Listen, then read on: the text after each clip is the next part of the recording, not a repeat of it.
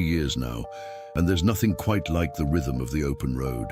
My name's Mike Harlow, and the cab of my Peterbilt 389 has been more of a home to me than my actual house in Tulsa. The familiar vibration of the engine, the worn leather seat molded perfectly to my body after countless miles, and the endless ribbon of asphalt stretching out before me. That's my world. Route 66 has always been special to me. My old man was a trucker too, and some of my earliest memories are riding shotgun with him along this historic highway. The Mother Road, he'd call it with reverence in his voice.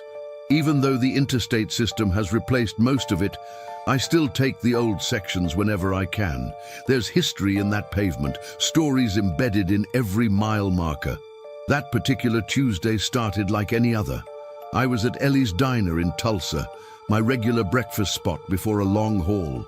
Ellie herself, a tough-as-nails woman in her 60s who'd been serving truckers since before I had my license, slid a plate of eggs and hash browns in front of me. "Where you headed this time, Mike?" she asked, topping off my coffee without me having to ask. "Santa Monica," I said between bites, "taking the scenic route." She nodded knowingly. "Route 66. Your daddy would be proud." I smiled at that. Dad had passed 5 years ago, but I still felt him riding with me sometimes, especially on the Mother Road. My phone buzzed, a text from my dispatcher, Jerry. "Got a special load for you. High-value cargo for the Route 66 Museum in Santa Monica. Need your confirmation ASAP." I texted back my agreement without much thought. Museum cargo meant antiques, memorabilia, maybe some art. Easy enough, just required extra care and security protocols. What I didn't know then was that this routine assignment would change everything. After breakfast, I headed to the warehouse district to pick up the trailer. The loading dock was different from my usual spots. Higher security, guys in suits overseeing the loading instead of the regular dock workers. They had me sign about a dozen more forms than usual, emphasizing the value and historical significance of the cargo. "It's a major exhibition," explained a woman who introduced herself as Dr. Keller from the museum. "Some of these pieces haven't been displayed publicly in decades." I nodded, trying to look like I appreciated the significance. Truth was, I was more focused on my route planning and weather forecasts than whatever old signs and gas pumps I was hauling. Little did I know that among those carefully catalogued and crated artifacts was something that would make this trip anything but routine. The weight of responsibility settled on my shoulders as I pulled away from the loading dock. The trailer was sealed with special tamper-evident locks, and I had strict instructions not to stop anywhere that wasn't absolutely necessary. I was to call in at designated checkpoints and take specific routes with good cell coverage. Standard procedure for high-value loads, but the intensity of their instructions made me wonder just what exactly I was hauling. As I merged onto the highway, my CB radio crackled to life. "Breaker 19 for the Peterbilt pulling out of Tulsa with the museum cargo. You got your ears on?" I didn't recognize the voice, which was odd. Most regulars on this stretch knew me by my handle, Roadrunner. "This is Roadrunner, go ahead," I responded cautiously. "Just wanted to let you know you've got precious cargo, driver. More precious than they told you. Watch your six." Before I could respond, they were gone. Static filled the channel when I tried to call back. A chill ran down my spine, despite the warm Oklahoma morning. Something wasn't right. I called Jerry from my hands-free. "What exactly am I hauling here, Jerry? Just got a strange message on the CB." "Museum stuff, like I told you. Americana, Route 66 memorabilia. Valuable, but nothing crazy." "Why?" I explained the cryptic message. Jerry laughed it off. "Probably just some bored trucker messing with you. You know how it gets on those long hauls. Imagination runs wild." Maybe he was right, but the uneasiness lingered. I decided to stop at the next rest area to check the manifest more carefully. The paperwork listed vintage signs, an original gas pump from the 1930s, some classic car parts, and various historical artifacts with vague descriptions and high insurance values. As I was reading, a black SUV pulled up nearby. Two men in sunglasses watched me for a moment before driving away. Could have been nothing, but it didn't feel like nothing. Back on the road, I couldn't shake the feeling that something was off. The Oklahoma landscape rolled by, familiar yet somehow different today. The radio played Johnny Cash's "I've Been Everywhere," which usually put me in a good mood. But today, the lyrics about moving and running felt like a warning. My phone rang again. Unknown number. "Hello? Is this Mike Harlow?" A woman's voice, unfamiliar. "Who's asking?" "Someone who knows what you're really carrying. Pull over at the Blue Mesa Motel in Sayre. Come alone. We need to talk before it's too late." The line went dead before I could respond.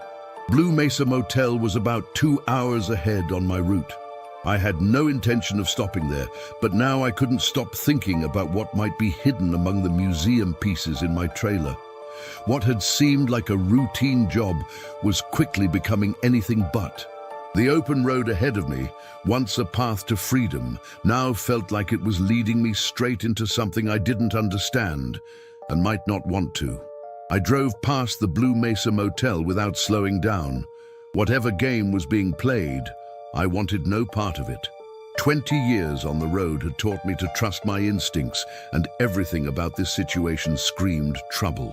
Museum cargo or not, my job was simple. Pick up, deliver, move on. No detours, no mysterious meetings, no complications. "Not today," I muttered to myself as the neon sign of the motel disappeared in my rear-view mirror. I turned up the radio to drown out my thoughts and focused on the road ahead. But the uneasiness followed me like a shadow. Every vehicle that stayed behind me too long set my nerves on edge. Every call I ignored from that unknown number made my phone feel like a ticking bomb on the seat beside me. By evening, I'd reached the Oklahoma-Texas border. I pulled into a trusted truck stop outside Shamrock, well lit, busy, and with security cameras. Safe enough for a quick meal and a few hours of sleep. As I locked up the truck, I double-checked the trailer seals, still intact. Inside the diner section, I ordered coffee and a burger, then called Jerry again. "I need more information about this load," I said without preamble. "What's going on, Mike? You never worry about cargo details." "Well, I'm worried now. Someone's taking an unusual interest in what I'm hauling, and I don't like it," Jerry sighed. "Look, all I know is it's a collection being transferred from a private collector to the museum. Valuable stuff, historically significant. That's why the security protocols. Valuable enough for someone to follow me. You sure you're being followed, not just road fatigue playing tricks?" I didn't answer. Maybe he was right. Maybe the strange call and the watching men were coincidences, my imagination connecting unrelated dots. My food arrived, brought by a waitress who looked tired enough to have driven the length of Route 66 herself. As she set down my plate, she slipped a folded napkin beside it. "Guy at the counter asked me to give you this," she said quietly, then walked away before I could ask questions. I unfolded the napkin cautiously. Written in neat block letters, "You're carrying stolen history. They'll pin it on you." My appetite vanished. I looked toward the counter, but didn't see anyone who seemed interested in me. Whoever had left the message was gone. I could call the police, but what would I say? That I got a cryptic note about my cargo? That I had a strange phone call? They'd think I was paranoid or on something. Besides, if there was something illegal in my trailer, getting the police involved might be exactly what I didn't want. I paid for my uneaten food and headed back to my truck, suddenly eager to complete this delivery and be done with it. Whatever was happening, I wanted no part of it. Just drive, deliver, forget. That was the plan. But as I approached my truck, I saw a figure leaning against the driver's side door. A woman, middle-aged, with short gray hair and the weathered look of someone who'd spent a lifetime outdoors. "Mike Harlow," she said. Not a question. "We need to talk about what you're carrying." I tensed, ready to either fight or run, but something in the woman's demeanor made me pause. She didn't seem threatening, more like concerned, maybe even afraid. "Who are you?" I demanded, keeping my distance. Marion Reeves, she said, extending a hand I didn't take. I was the curator at the Route 66 Museum in Clinton for 30 years before I retired. And why should I care? She smiled sadly. Because you're hauling stolen artifacts that disappeared from my museum in 1989. Artifacts that a lot of powerful people have been looking for ever since. I studied her face, looking for signs of deception. Her eyes were clear, direct, and tired. Let's say I believe you, I said, though I wasn't sure I did. What's it got to do with me? I'm just the driver. That's what they're counting on, Marion said. When those stolen pieces are discovered, you'll be the fall guy, the trucker who tried to sell historical treasures on the black market. It's the perfect setup. I leaned against my truck, suddenly feeling the weight of every mile I'd driven that day. Why would anyone go to all this trouble? What's so special about some old Route 66 junk? Marion's expression hardened. It's not junk.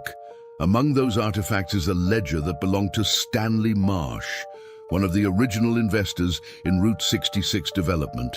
That ledger contains records of bribes, payoffs, and land deals that would embarrass some very prominent families in this part of the country. Families that still have power and influence. It sounded far-fetched, like something from a movie rather than my real life, but the intensity in Marion's eyes made it hard to dismiss her completely. How do you know what's in my trailer? The manifest doesn't mention any ledger. Because I've been tracking these pieces for decades, she said. When I heard they were being transported to Santa Monica, I knew something wasn't right. The collection was split up after the theft. There's no way all the pieces would be reunited unless someone was trying to recover that ledger. I ran a hand over my face, feeling the stubble of a long day on the road. Even if what you're saying is true, what am I supposed to do about it? I can't just abandon my cargo in the middle of nowhere. Marion reached into her jacket and pulled out a small leather-bound book. This is my documentation of the theft and everything I've learned since. Names, dates, connections. If you find yourself in trouble, it might help explain things to the authorities. I took the book reluctantly. I still don't know if I believe any of this. You don't have to believe me, she said. But be careful. Watch for a black Suburban with Texas plates. If you see it, you're being followed by people who won't hesitate to make you disappear along with that ledger. She turned to leave, then paused. There's a man in Tucumcari named Frank Delgado. He owns the Blue Swallow Motel. If you need help, go to him. Tell him Marion sent you. With that, she walked away, disappearing into the night before I could ask any more questions. I stood there holding her book, wondering if I'd just met a conspiracy theorist or someone trying to warn me about genuine danger. Either way, I had a decision to make.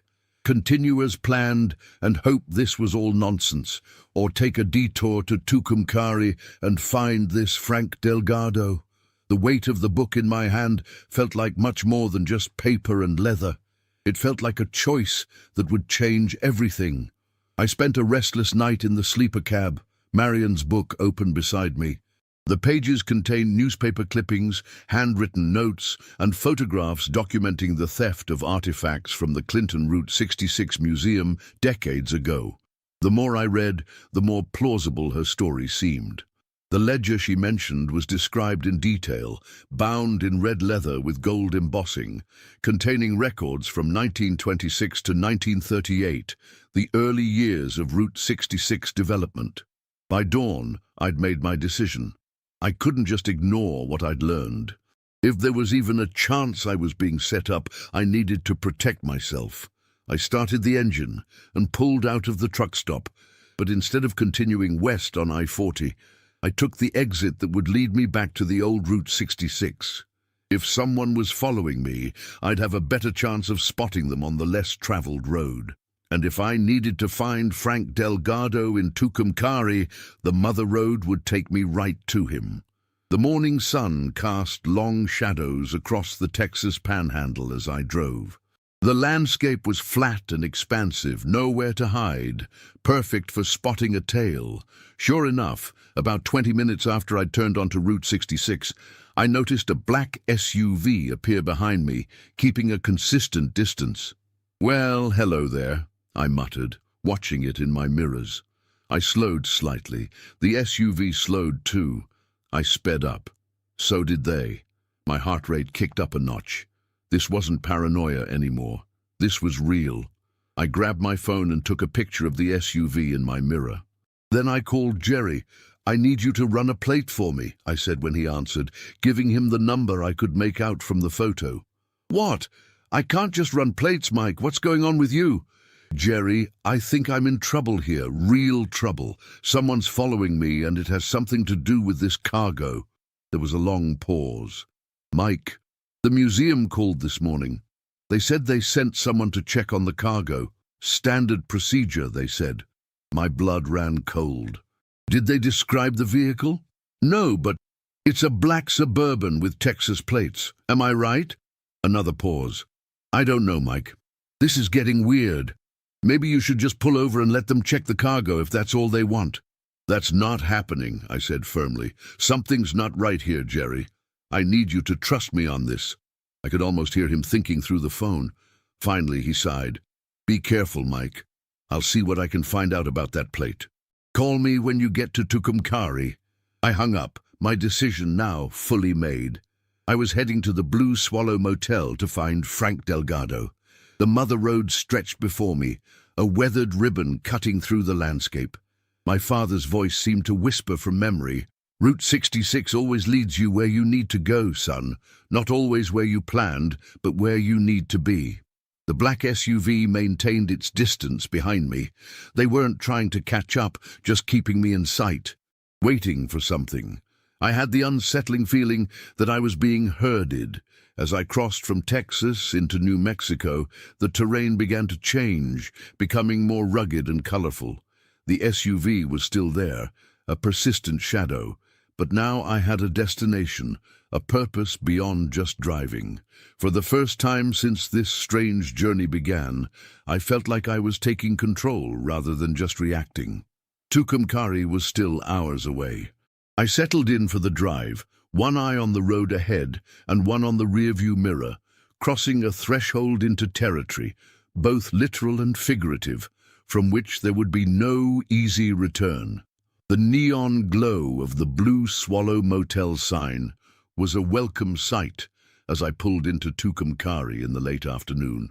The vintage motel, with its distinctive blue swallow sign and classic Route 66 architecture, looked like something from another era, which I supposed it was. The black SUV had dropped back as I entered town, but I knew they weren't far. They were giving me space, perhaps not wanting to be too obvious in a small town where strangers were noticed. I parked my rig in the large lot adjacent to the motel and walked to the office, Marion's book tucked securely in my jacket. A bell jingled as I entered, and a man looked up from behind the counter. He was in his 60s, with salt and pepper hair and the deep tan of someone who spent a lot of time outdoors. "Help you?" he asked, friendly but reserved. "I'm looking for Frank Delgado."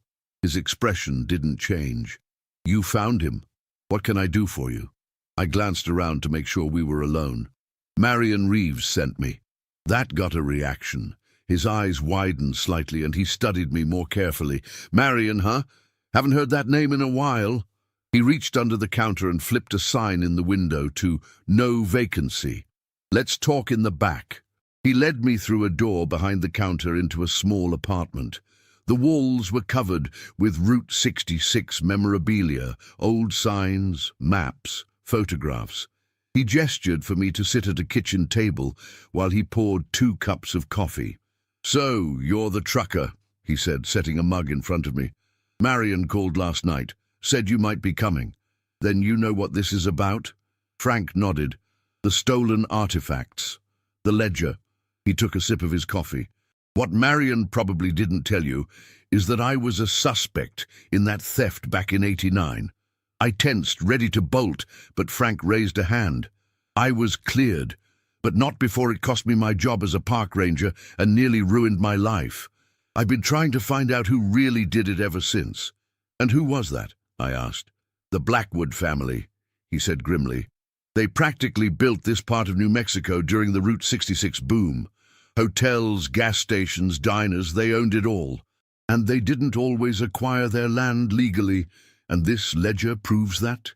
That and more. Stanley Marsh recorded everything: who got paid off, who got threatened, who disappeared. The Blackwoods thought all evidence was gone until rumors of the ledger surfaced in the 80s. I took out Marion's book and slid it across the table. She gave me this. Frank flipped through it, nodding. "Marion's been thorough, but there's more she doesn't know." He looked up at me. "The Blackwoods aren't just after the ledger. They're after everything connected to it, including people who know about it." A chill ran through me. People like me now. Exactly.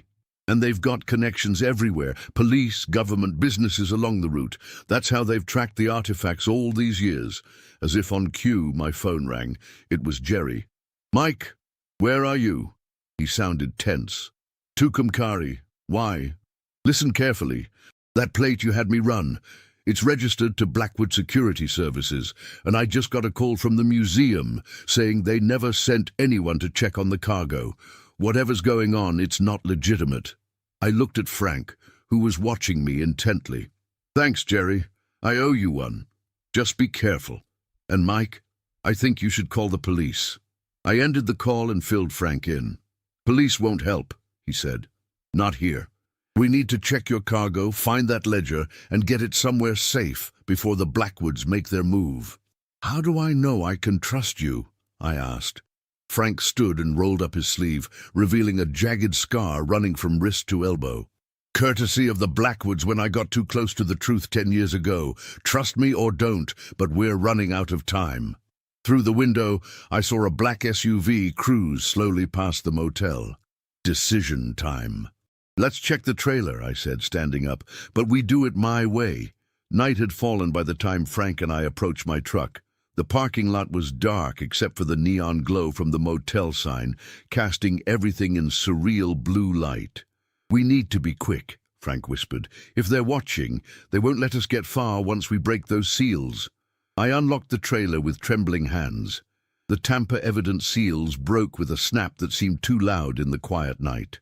We slid the door open just enough to slip inside, and I switched on my flashlight. The trailer was packed with crates and display cases, each carefully secured for transport.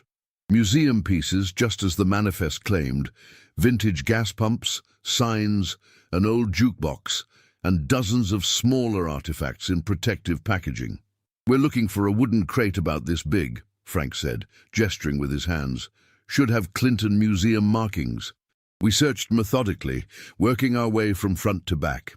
In the far corner, partially hidden behind a large crate containing a restored gas pump, we found it, a wooden box with faded Clinton Route 66 Museum stenciling.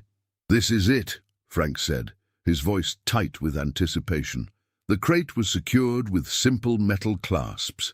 Inside, nestled in protective foam, was a collection of items: old photographs, postcards, a tarnished key, and there, a red leather book with gold embossing. The ledger. Frank reached for it, but I grabbed his wrist. "Not yet. First, I need to know exactly what we're doing with it." He met my gaze steadily. "There's a journalist in Albuquerque, Sofia Martinez. She's been investigating the Blackwoods for years. We get this to her, she publishes the story, and the Blackwoods lose their power to hurt anyone over this." I considered this. "And I don't go to jail for stealing museum property?" "It was stolen property to begin with. You'll be returning it to its rightful place." Before I could respond, headlights swept across the trailer door. Someone was pulling into the lot. "We need to go," Frank hissed. "Now!" I grabbed the ledger and stuffed it inside my jacket. We slipped out of the trailer and closed the door, but it was too late. The black SUV had parked directly behind my truck, blocking it in. "Back door," Frank said, pulling me toward the motel. We ducked around the corner just as two men emerged from the SUV. Even in the dim light, I could see the outline of holsters under their jackets. "The room at the end," Frank whispered. "There's a door that leads to the back lot. I have a car there." We moved quickly along the row of rooms, staying in the shadows. Behind us, I heard the men discovering the broken seals on my trailer. "They're gone!" one shouted. "Check the motel!" We ran the last few yards to the room. Frank fumbled with a key, got the door open, and we rushed inside. Through the back window, I could see an old pickup truck parked in a small lot behind the motel. "That's our ride," Frank said. "Ready?" The ledger felt heavy against my chest. I nodded. "Let's go." Frank's pickup roared to life as we jumped in. We peeled out of the back lot just as the men rounded the corner of the motel, guns drawn. "Get down!" Frank shouted as a shot cracked through the night air. I ducked as the rear window shattered. Frank swerved onto a side street, then another, working his way through Tucumcari's grid of streets until we hit Route 66, heading west. "They'll be right behind us," he said grimly, "and they'll have called ahead. There'll be more waiting." My heart hammered in my chest, the ledger pressed against my ribs like a brand. What now? We don't take the main road to Albuquerque. There's an old trading post about 30 miles from here, run by a Navajo family I trust. We can hide there until morning. The headlights of Frank's pickup cut through the darkness as we sped along Route 66. The road was empty, a black ribbon stretching across the New Mexico desert. But the emptiness didn't feel peaceful anymore. It felt exposed. Sure enough, within minutes, headlights appeared in the rearview mirror, gaining fast. "They found us," I said. Frank pressed the accelerator harder. The old pickup shuddered as it reached speeds it wasn't built for. "There's a turnoff coming up. Old service road. They might not know about it." The SUV was closing the gap. I could now make out two vehicles, working in tandem to chase us down. Frank suddenly cut the wheel hard, and we lurched onto a barely visible dirt road. The pickup bounced violently as we left the pavement, dust billowing behind us. "Hold on!" Frank shouted as we crested a small rise. On the other side was a dry wash, a sandy riverbed. The pickup slid down the embankment and Frank killed the lights, pulling behind a large outcropping of rock. "Stay down," he whispered. We sat in tense silence as the SUVs raced past on Route 66, their headlights briefly illuminating our hiding spot before continuing west. "They'll figure it out soon enough," Frank said, starting the engine again. "We need to keep moving." We followed the dry wash for several miles, headlights off, guided only by moonlight. Every bump and jostle sent pain through my tense muscles. The ledger felt like it was burning a hole in my jacket. "What's in this thing that's worth killing for?" I asked. Frank kept his eyes on the difficult terrain ahead. "History, power, proof that the Blackwood Empire was built on theft and murder, and they're willing to add more murder to keep it secret. Some secrets are worth killing for, to the right people." The wash eventually led us back to a dirt road, and after several more miles of tense driving, we reached the trading post, a small cluster of buildings with a single light burning. As we pulled up, the door opened and an elderly Navajo man stepped out, rifle in hand. "Thomas," Frank called. "It's Frank Delgado. We need help." Thomas lowered his rifle and beckoned us inside. The trading post was a simple building, part store, part living quarters, filled with handcrafted jewelry, blankets, and essential supplies for travelers. "Blackwoods?" Thomas asked simply as he bolted the door behind us. Frank nodded. "They're after this." He gestured to the ledger I was still clutching. Thomas's weathered face showed no surprise. "They came through here last week, asking questions." He led us to a back room and moved a heavy rug, revealing a trapdoor. "Root cellar. From when this was a stop on the Underground Railroad for native people escaping reservations. You'll be safe." The cellar was small but clean, with 2 cots, a lantern, and shelves of preserved food. Thomas brought us water and coffee before leaving us to rest, promising to keep watch. Finally feeling somewhat secure, I took out the ledger. Frank and I huddled around the lantern as I carefully opened the fragile book. The pages were filled with neat handwriting, dates, names, amounts, and brief notes. Some entries were mundane business transactions, but others were clearly records of bribes and threats. "Look," Frank pointed to an entry from 1932. Payment to Sheriff Wilson, $500 for cooperation in Diné land acquisition. He turned the page. Here, J. Blackwood authorized force against Martinez family, property secured. I felt sick. This is evidence of crimes. Crimes that built an empire, Frank said.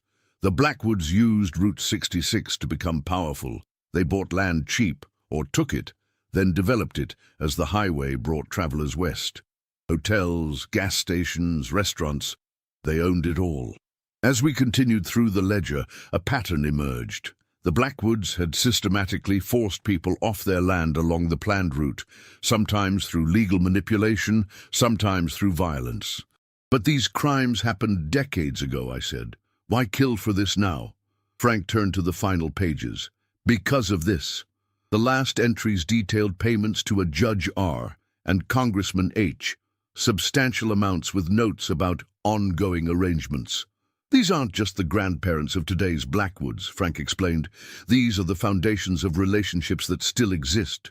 Political connections, business partnerships, all built on corruption that continues today. I understood now. This wasn't just history, it was a threat to current power. So what do we do? I asked. We get this to Sophia in Albuquerque. She has the platform and protection to make it public. I nodded, feeling the weight of the decision. We were committed now. Get some sleep, Frank said. Tomorrow will be dangerous. I lay on the cot, the ledger secure beside me. For the first time in days, I felt I was doing something right. This wasn't just about saving myself anymore. It was about justice long delayed. As I drifted towards sleep, I thought about my father. He'd loved Route 66 for its freedom, its promise. He never knew the darker history beneath the pavement, how that freedom had come at a cost for some. Now I had the chance to set that right. The reward wasn't just survival, it was truth. Dawn broke with urgent knocking. Thomas opened the cellar door, his expression grave. Black cars on the highway. Stopping at every building. You must go now. We gathered our few belongings quickly. The ledger went back inside my jacket. There's a back way, Thomas said, leading us through a storage room to a door that opened onto desert scrubland. Follow the wash south. My nephew will meet you with a car at the old church. Frank gripped Thomas's hand. Thank you, old friend. This land has seen too many secrets, Thomas replied. Go with protection. He handed me a small leather pouch on a cord. Navajo blessing for the journey. We set off across the open desert, keeping low. The morning sun cast long shadows as we trudged through sand and scrub, always listening for vehicles. After an hour of difficult hiking, we reached a small, abandoned church, its adobe walls crumbling. A young Navajo man waited beside an old jeep. I'm Aaron, he said. Uncle Thomas called. I'll take you to the highway south of Santa Rosa. They won't be looking there yet. The ride was tense, bouncing along back roads I never knew existed. Aaron drove skillfully, avoiding the main routes while making good time. The Blackwoods have been trouble for generations, he said. My grandfather lost his trading post to them in the 40s. What you're doing matters.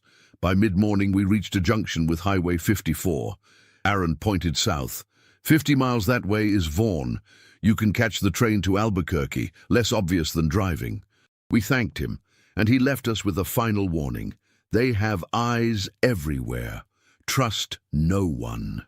The walk to Vaughn was grueling under the New Mexico sun. We stayed off the highway, moving parallel through the brush, only approaching town as dusk fell. The small railway station was nearly empty. One bored attendant sold us tickets for the evening train. We sat in the shadows of the platform, watching every car that passed. Once we reach Albuquerque, Frank said quietly, we go straight to Sophia's newspaper. No stops, no calls. I nodded, too exhausted for words. The past days felt like a lifetime. My normal existence, the routine of the road, the simple pleasure of driving, seemed to belong to someone else now. The train arrived with a screech of brakes. We boarded quickly, finding seats in the back of a nearly empty car. As the train pulled away, I caught a glimpse of a black SUV turning into the station parking lot. They're here, I whispered to Frank. "They can't stop the train," he replied. "We have a head start." But his eyes betrayed his concern. The Blackwoods were closing in, and the final leg of our journey would be the most dangerous. The train gathered speed, carrying us toward Albuquerque, toward the end of this unexpected journey, or perhaps toward its most perilous chapter. The train rolled into Albuquerque just after midnight. The station was nearly deserted, but we scanned every shadow, every waiting car. No sign of the Blackwoods, yet. "Sophia's newspaper office is closed at this hour," Frank said. "She lives in an apartment downtown. We need to get there without being seen." We avoided main streets, sticking to alleys and side roads. The city slept around us, unaware of the decades-old secrets we carried.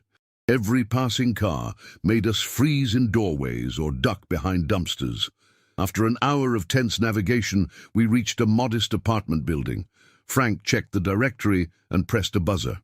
"Who is it?" A woman's voice, cautious and sleep-rough. "Frank Delgado, with the Ledger."